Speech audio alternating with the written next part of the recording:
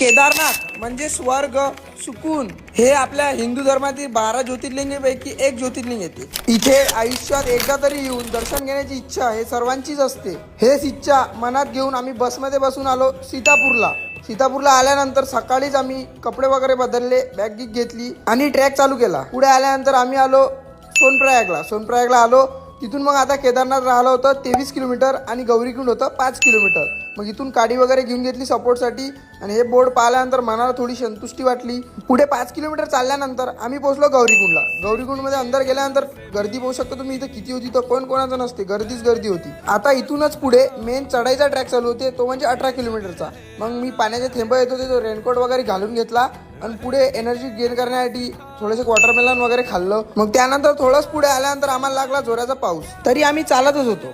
वरून पाऊस येत होता, थंडी वाजत होती, हे लोक चालू नव्हते देत. तरी मनात एकच इच्छा होती, ते महादेव